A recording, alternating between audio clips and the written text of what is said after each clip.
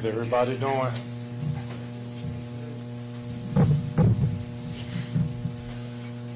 All right, before we get started, I have to acknowledge Hersey Miller because Hersey reminded me that as I talked to during the luncheon, I did not mention him as one of the players that have gotten better. He has definitely gotten better, and I'm proud of him. So I have to make sure I do that. Open it up for questions for Coach.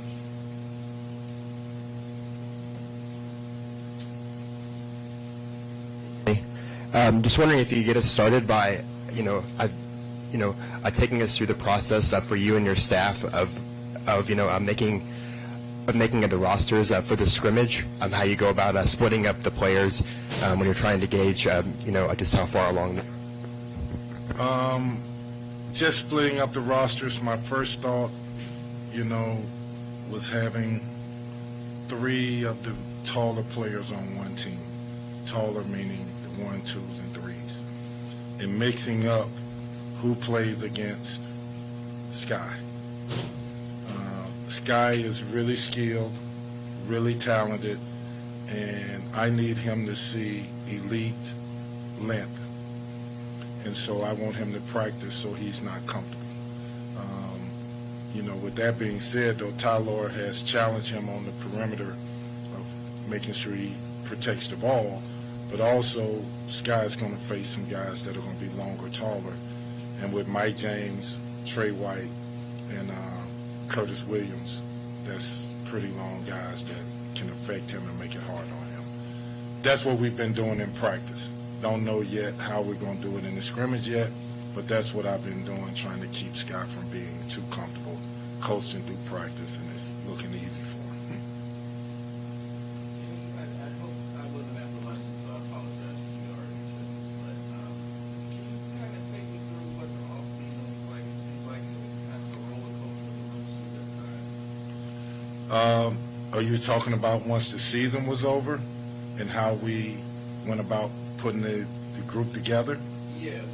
Going from having a highly ranked recruiting class and then, having Flowers leave at the last minute and then having Ty kind of will he or won't he be cleared and, just kind of the ebb and flow. It's college basketball, man, and it's the new age of what we're dealing with, being prepared for the unpredictable. I never thought, to be honest with you guys, that Trenton would have came in and him and his family made a decision to leave us. In my position, I respect your decision. What can I do? I'm going to fight you to not keep you here. So he made that decision. I felt in my own personal feeling was it was a mistake because he was learning. He wasn't the finished product. He was learning. And he's going to be a great player, but he needed this foundation, I felt. But they made the decision. I'm good with it. Tyler's situation, we felt good about the decision, or I wouldn't have never brought him here. So I felt like he would be okay once people heard the story, once the NCAA heard his story and all the things that he went through. So it's just the ebb and flows of college basketball and running a program, and happens in every sport.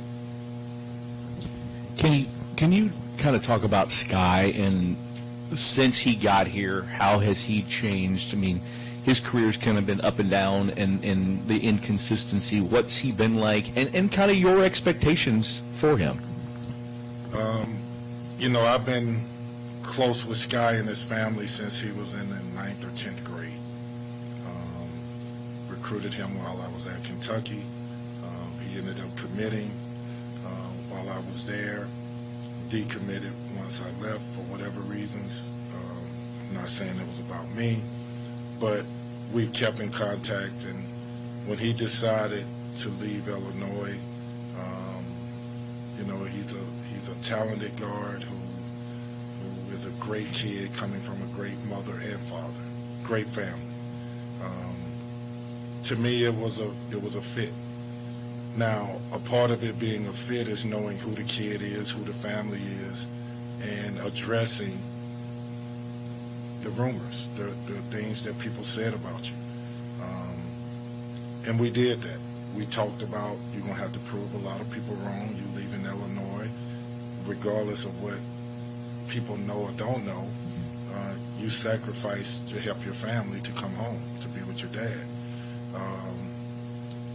And, you know, Sky is a very, very talented, a very, very in tune person to what's going on around him. And he knows that he's coming here to prove that, one, he can fight, that he can handle this environment. It's a tough environment, and to chase his dreams. He is a part of something, a vital part of something that's changing a culture. And that requires a lot of responsibility on his behalf.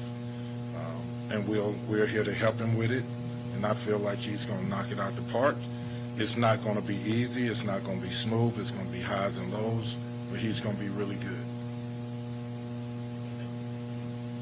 Chow, you kind of just touched upon it before with Tyler, but now that he is officially eligible to play, what excites you the most about the potential that a guard like that has? From the day he walked in till today, he's gotten a lot better.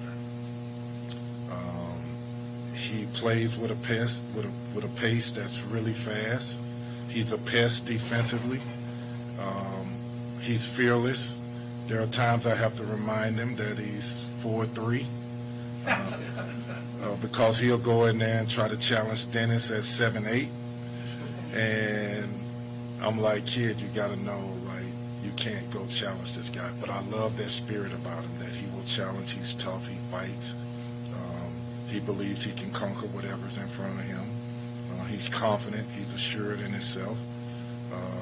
He's been very good to work with, and I'm happy he's here. He's going to help this basketball team. Where do you see Brandon's game really taking another step forward this year? To me, Brandon is he's sort of the X factor. You know, we need Brandon to be really, really good. And if he's really good, this team has a chance to be special. And I'm not putting numbers on that, but he has a chance to help us be a very good basketball team because we have good guard play, we got really good wings, we got good 4s and 5s. He could be the difference maker. He's done his part as far as his body. At the end of the summer, he got down to 8% body fat, which is unbelievable. Now we need him to embrace and stay even-keeled mentally and not have highs and lows. I don't care if you make mistakes, just don't show the world you made a mistake. Be a confident basketball player, be assured in what you're doing, and play in a way that people know you're a good player. He's talented. He's strong. He commands a double team. He can move his feet. He can play facing up, and he can play in the low post. So look, I looked yesterday or 2 days ago, he averaged 5.5, 6 rebounds a game. He got to double that. He has to double that for this team. Yeah, Kenny, a lot of the team is different from last year. They weren't here last year, but around fans, different people still talk about last year a lot. What have you done with your guys to get them to push that out of your mind and make sure it isn't an issue this year? Push last year out of our mind? Yeah. I don't want us to push it out of our mind. I want them to know what it was, to be in a situation where the players had no hope or didn't have the confidence to believe in themselves. I want them to know that there was things about the team that the adversity couldn't bring them together. There was things about the team that individuals couldn't get past themselves to be about something bigger than themselves. So there are lessons in that. There's lessons from my side of I walk away saying I gave them everything I had every single day. We practiced 3 hours a day. We went hard every single day from the beginning to the last day.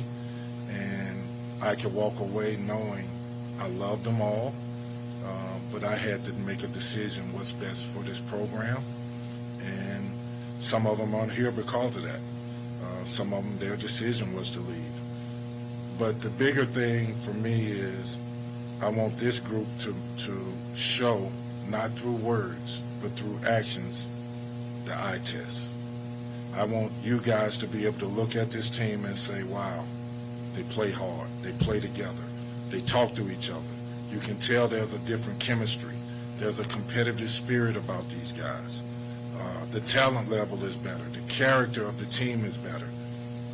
This is a totally different team. And for me personally, as the head coach here, it is the first step in many of rebuilding this program. And speaking about that, you mentioned in the luncheon how a big thing for you and this team is that you want them to pass the eye test. Obviously, there's still another month left of the preseason, but where do you think this team is right now in terms of passing the eye test? You'll be the judge. For me, I see it, but I'm not going to comment on it. I'm not going to overhype them. I want the people that see them play for the first time, the second time throughout the season, for them to say, wow, this is totally different. They are connected. They are one. They are fighting. They are competitive. Doesn't mean they win every game. They're going to have highs and lows, but there should be a connectiveness with this group that jump off at you after what we had and what we went through last year. Coach, for the players that came back from last year and for the new players, which one were they more motivated by, to rebuild from what happened last year or because of the tradition of Louisville basketball? Good question. I think the first thing is the guys that came back didn't know what to expect. They had been through so much dysfunction, so much pain, so much hurt. And then when you put the group together and you saw what walked through the doors, there was an uncomfortableness to it for them. They realized, wow, these dudes are in the gym working on their game without anybody telling them. These dudes are lifting weights hard without anybody telling them. These dudes are trying to come in first in every sprint drill, every conditioning drill. That's different. These dudes aren't making excuses. So the group came in, basically helped them form their own opinion about where this is headed without me having to say it. Now, the flip side of that, the group that was already here, I told the strength coach, told Devontae, our trainers, I need them to be head and shoulders ahead of the group coming in. So from the day the season was over until the day the group comes in, I need them to be the leaders and know that they have to work twice as hard as they've ever worked before, so that when this group comes in, they're like, wow, this is the standard. And what you had was a mixture of guys that came together, and you could see the two, like, seeing how good each other's were or are, which is a good thing. And then in reference to the history of this program and what they see, they are learning that from being here. Even the kids that were here last year, they never seen 40, 50, 100 former players come to a dinner, come and talk to them, come and support them. They never seen that. They never seen people come to practice the way that they did while they were here. So they are learning about the history of this program from us being here and us opening the doors to former players, the history of it, and talking about it. And I think that's one of the big things with my job is educating these kids, but also the players to come back. This is yours. This ain't just mine. This is just the university. You helped build this program. Kenny, as media and as fans, there's targets that people might place on what success might look like this year, the tournament, 20 wins, whatever the case may be. From your perspective, obviously you don't want to put a number or anything on it, but at if you could fast forward the clock, what does success this year look like to you? Number one is the eye test. Number two is desperateness defensively, and what that really truly means. You're not winning games if you're not defending. Number three, a connectedness, a chemistry on offense where the ball is moving, where we're a good passing team, an understanding of offense, an understanding of spacing within the offense. We have a collective group of guys that there's not a big jump from one to the other. They all are pretty good college players. So the competition is going to be, to get on the floor, it's going to be different. Not one person can handicap the team. Not one person can say, if I don't play, we're losing. No. We can win with different styles, different guys on the court, and if a guy decides to not play hard, not bring it, another guy will come in and take over for him. To me, that's more important. Again, I hate to say it like this. I keep talking about it. The process. The process of bringing the right guys into this program so that you don't have to talk about wins and losses. The process will take care of the wins and losses. The character, the talent of the players. The tradition of this program was built on tough guys. I use the words gladiators, but there's another piece to it. There was a character to those guys. I'm going to bring that back. Kenny, I got a chance to listen to Nolan speak yesterday. He kind of was just talking about his decision to go through the process of, doing an interview. I tried to become a head coach in the G League. He said that it was something that he wanted to go through the process because he just never been through it, because he wants to be a head coach someday, but that he didn't see himself, I'm leaving here just yet. He said that you knew about it. Just wondering, when he did tell you, I guess, could I get, just how you felt about that, and, just hearing from him that he was maybe interested in that job opportunity? So, to be honest with you, hate bringing this up about Nolan and the G League job. The general manager of the team called me. Kenny, I want to talk to Nolan Smith. You got my blessings. You can talk to Nolan Smith. I talked to Nolan first. Nolan, do you want this opportunity? KP, I think it'll be good for me to interview. I'm not really interested in leaving Louisville. I was done. That's it for me. Some kind of way it got out. It created a buzz. Again, has nothing to do with me. Nolan and I had our conversation. At that point, I was done with it. I trusted Nolan for his words, and I believe Nolan does want to be here. But some kind of way, when it got out, it created this, whatever it created. And listen, at the end of the day, our jobs as head coaches is to promote our guys, and that's what it is. If he finds an opportunity that he likes, he can take it, but he has to know what he wants to do. Kenny, last year, obviously your first year of calling the shots, what did you learn about yourself through the process, and will you do anything different this year? Great question. Probably, I'm glad you asked that question, because there are things that I know now that I didn't know before. Number one thing is you hear a bunch of successful people talk about leadership, and they always talk from the top. Sometimes building a program, you're at the bottom.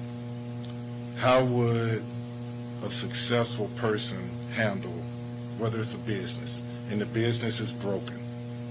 People don't know the business is broken, but it's broken. How would that person lead the employees?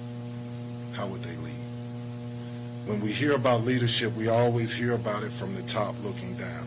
We never hear about it when you're building it. And so there's the number one lesson I took from that is I needed it. Everything I've ever been associated with has probably been somewhat successful.